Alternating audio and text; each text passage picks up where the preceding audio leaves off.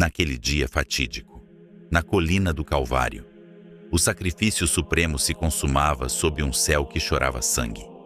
Aos pés da cruz, a figura dilacerada de uma mãe, Maria. Sua dor, um eco do tormento do filho.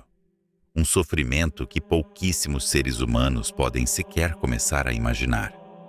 Mas a história de Maria, a mãe do Messias, não se encerra ali. Não se encerra no luto e no silêncio daquele túmulo vazio. Após o último e agoniante suspiro de Jesus, um véu de mistério inexplicável, denso como a névoa da manhã sobre um pântano, se abate sobre ela.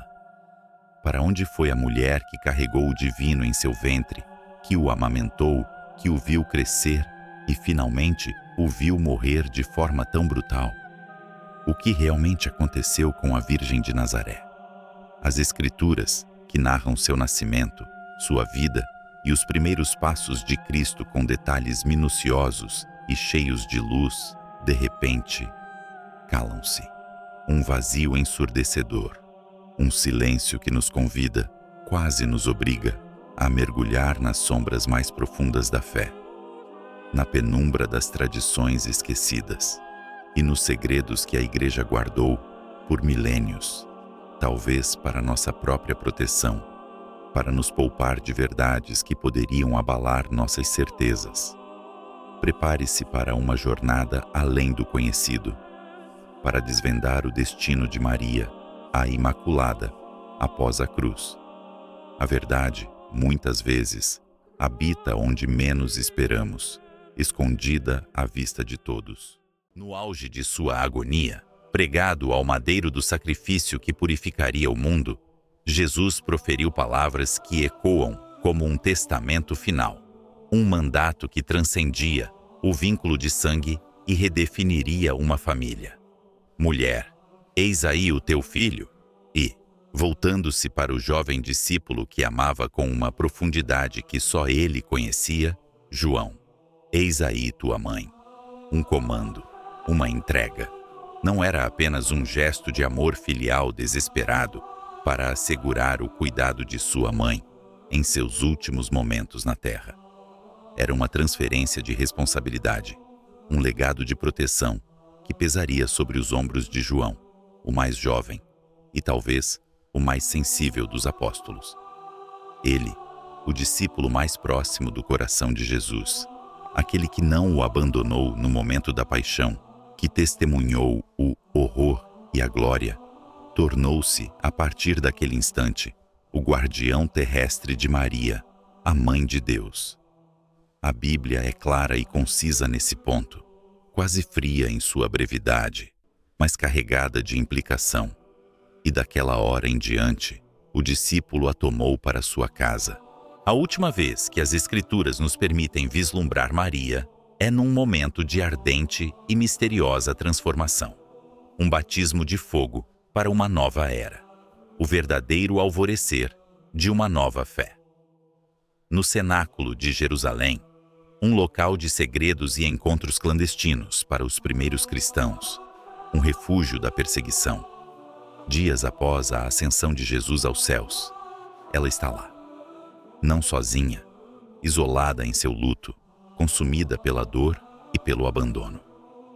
Mas em meio aos apóstolos e a outras mulheres fiéis, todos em oração fervorosa, unidos por uma expectativa palpável que beira o desespero e a esperança. Eles esperam. Por quê? Pela vinda do Espírito Santo, a promessa solene de Jesus, antes de sua partida, o Consolador que viria para guiá-los. E no dia de Pentecostes, quando o fogo divino desceu sobre eles, quando as línguas de fogo repousaram sobre cada um, conferindo-lhes poder e sabedoria, Maria estava lá, compartilhando da mesma efusão sobrenatural, da mesma força que impulsionaria a Igreja nascente, transformando homens simples em arautos, destemidos do Evangelho, levando a palavra a um mundo hostil e cético. Sua presença ali não é um mero detalhe biográfico, um parágrafo jogado ao acaso nos Atos dos Apóstolos. É a confirmação de seu papel contínuo, no coração da comunidade cristã. Um elo vital entre a encarnação do Verbo e o nascimento da Igreja. Ela, a cheia de graça, agora também cheia do Espírito, testemunha o nascimento da Igreja de seu Filho, o corpo místico que se levantaria do pó, forte e inabalável. Mas, estranhamente, e de forma quase perturbadora, após esse evento monumental, Maria simplesmente desaparece do registro bíblico, sem menção de sua morte, de seu enterro, de seu paradeiro final. Um desaparecimento que alimenta séculos de especulação, de lendas sombrias e de um mistério que desafia a compreensão humana, nos forçando a buscar as respostas nas entrelinhas da história, nas sombras que o tempo teceu. Com o silêncio quase ensurdecedor da Bíblia sobre o destino de Maria pós-Pentecostes, a história de sua vida se ramifica em duas poderosas e, à primeira vista, contraditórias tradições, cada uma com seus fervorosos defensores, cada uma prometendo desvendar a verdade absoluta sobre os últimos dias da Mãe de Deus. A primeira nos arrasta para o oeste, para a vibrante e enigmática cidade de Éfeso, na atual Turquia, uma metrópole cosmopolita e um centro crucial para o cristianismo primitivo, onde o apóstolo João teria passado grande parte de sua vida. A tradição mais difundida no Ocidente e ferventemente defendida por muitos padres da Igreja e historiadores medievais como Santo Epifânio de Salamina e Eusébio de Cesareia, afirma que Maria, seguindo os passos do apóstolo João, seu novo guardião e protetor, mudou-se para esta cidade portuária crucial da Ásia Menor. João teria fixado residência ali para pastorear as florescentes comunidades cristãs locais. E Maria, buscando refúgio da crescente perseguição em Jerusalém e talvez um novo começo em um lugar menos visado, o acompanhou. Teria vivido seus últimos anos em uma pequena e humilde casa nas colinas escarpadas, próximas à cidade, longe dos olhos curiosos e da perseguição romana que começava a se intensificar, ceifando vidas e esmagando a fé. Essa teoria, por séculos, um sussurro na tradição, ganhou um peso extraordinário, séculos depois, no século XIX. A beata Anne-Catherine Emmerich, uma mística católica alemã com visões reputadas de grande precisão, teve visões extraordinariamente detalhadas da vida de Maria e descreveu com precisão milimétrica a localização e as características dessa casa em Éfeso. Incrivelmente, em 1891, pesquisadores que seguiram suas descrições encontraram as ruínas de uma moradia que correspondia de forma assombrosa aos seus relatos.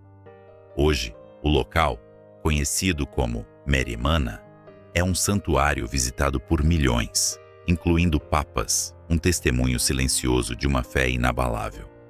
Mas, será que uma visão mística pode selar um fato histórico? Que peso podemos dar a uma revelação tão tardia? E se a verdade mais profunda, estivesse em outro lugar, em um solo mais sagrado, mais permeado pela memória de seu filho? A segunda tradição, mais prevalente e profundamente enraizada no Oriente, nos mantém em Jerusalém, a Cidade Santa, palco dos eventos mais cruciais da salvação e do sacrifício divino. Para muitos teólogos e crentes orientais, seria simplesmente inconcebível que Maria, a mãe do próprio Jesus, deixasse o solo sagrado da paixão, morte e ressurreição de seu filho. Segundo essa vertente, ela teria permanecido ali, em Jerusalém, vivendo seus últimos dias em oração fervorosa, perto do Monte das Oliveiras, um local carregado de significado profético e memórias vívidas de Cristo. Essa tradição é apoiada por escritos de alguns padres da Igreja primitivos, como São Jerônimo e Santo André de Creta, e por narrativas que descrevem Maria como uma figura central para a comunidade cristã primitiva de Jerusalém, um farol de fé e memória viva para os discípulos. Igrejas grandiosas e antigas em Jerusalém, como a majestosa Igreja da Dormição, que ostenta uma bela imagem de Maria adormecida, marcam locais que a tradição associa diretamente ao seu adormecimento ou morte, e são pontos de peregrinação milenares, onde a fé se encontra com o mistério. Duas cidades, duas histórias, dois destinos possíveis para a mulher mais importante da história cristã, a única que viu o início e o fim da vida terrena do Verbo. Qual delas guarda o verdadeiro segredo do último lar de Maria? Ou seriam ambas, de alguma forma, fragmentos de uma verdade maior e mais complexa que nos escapa, uma verdade que as eras ainda não revelaram, velada pelo tempo e pela crença. Um mistério que desafia a lógica humana e as leis da natureza. Um sinal do poder de Deus que transcende o tempo. E o Ocidente? A Igreja Católica Romana formalizou esse mistério em um dogma de fé solene e inabalável, em 1950, proclamado pelo Papa Pio XII na Constituição Apostólica Munificentissimus Deus, a Assunção de Maria. Esse dogma afirma que, terminado o curso de sua vida terrena, a Imaculada Mãe de Deus, a sempre Virgem Maria, foi assunta de corpo e alma à glória celestial. Mas há um detalhe crucial, uma nuance que alimenta o debate e a especulação teológica. O dogma não define se Maria morreu antes de ser assunta. Ele deixa em aberto a possibilidade de que ela tenha morrido ou tenha sido elevada aos céus sem passar pela morte. A maioria dos teólogos católicos, porém, acredita que ela experimentou a morte natural, seguindo os passos de seu filho, mas sem que seu corpo sofresse a corrupção do sepulcro, um privilégio concedido àquela que foi digna de carregar o próprio Deus. Um sinal de sua pureza e santidade incomparáveis que ecoa para a eternidade, para além da compreensão humana. Mas, se Maria realmente morreu, como a tradição oriental afirma com veemência, onde está seu túmulo? Onde repousam os restos mortais da Mãe de Deus, a mulher mais santa da história? Ao contrário de outros santos venerados e figuras bíblicas, cujos túmulos são visitados por milhões de fiéis, tornando-se locais de peregrinação e milagres incontestáveis, não há um túmulo de Maria reconhecido universalmente pela cristandade. Nenhuma relíquia corporal foi encontrada. Nenhum osso, nenhum fio de cabelo, nenhum vestígio físico que comprove sua passagem final na terra, que possa ser tocado ou venerado por gerações. A tradição de sua assunção, seja ela após a morte ou sem experimentar a morte, oferece a explicação final e definitiva para essa ausência perturbadora. Seu corpo não sofreu a corrupção do tempo e da terra. Ele foi glorificado, elevado aos céus, em uma união perfeita e eterna com Cristo. Mas o silêncio do sepulcro vazio é, em si, um mistério tão profundo quanto a própria Assunção.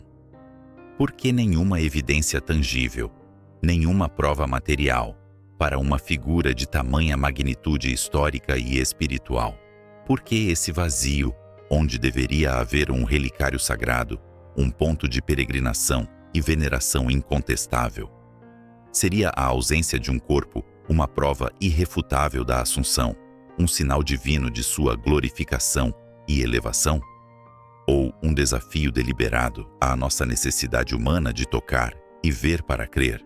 Uma prova de fé em sua forma mais pura e radical, que exige um salto no escuro? A Igreja não precisou de um túmulo para glorificá-la e proclamar sua Assunção, mas a mente humana, sedenta por provas, busca incessantemente. E o túmulo de Maria, como sua vida após a cruz, permanece envolto em um enigma que as eras não puderam e talvez nunca poderão desvendar completamente. Um segredo guardado pelo próprio céu, inatingível aos olhos dos homens. Independentemente dos debates históricos, das diferentes tradições e das lacunas bíblicas que nos intrigam, uma coisa é inegável. A figura de Maria, a mãe de Jesus, transcendeu o tempo e as fronteiras da fé.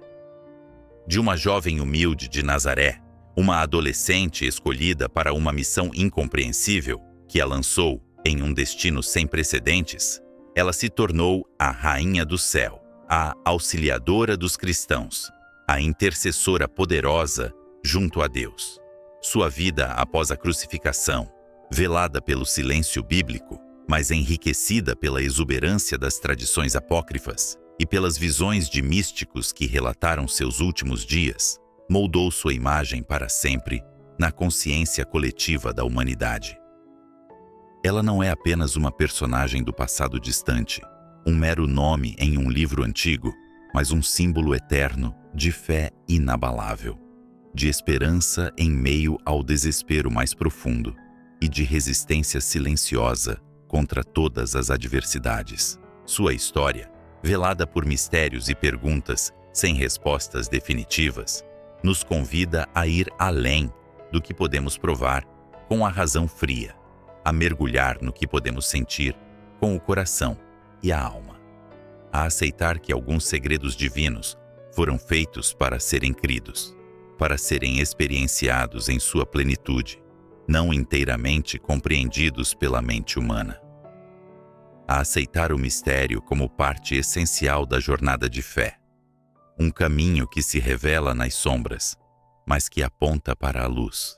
A jornada de Maria após a cruz é mais do que uma história, é um convite a confrontar os silêncios que a história nos impõe, a aceitar as contradições que as tradições apresentam, a abraçar o inexplicável que reside no cerne da fé.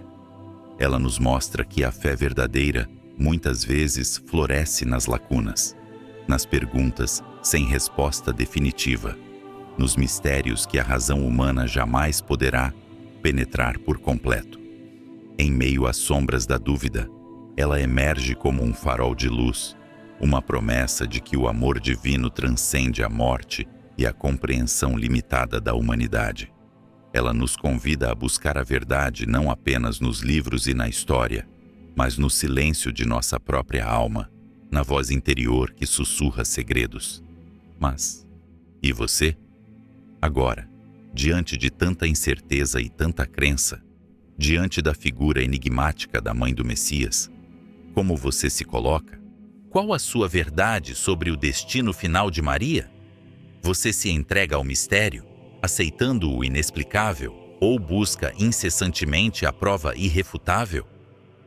Qual o peso da sua fé diante do desconhecido? Em sua própria vida, você consegue encontrar paz nos silêncios, nas ambiguidades e nas respostas que ainda não foram reveladas?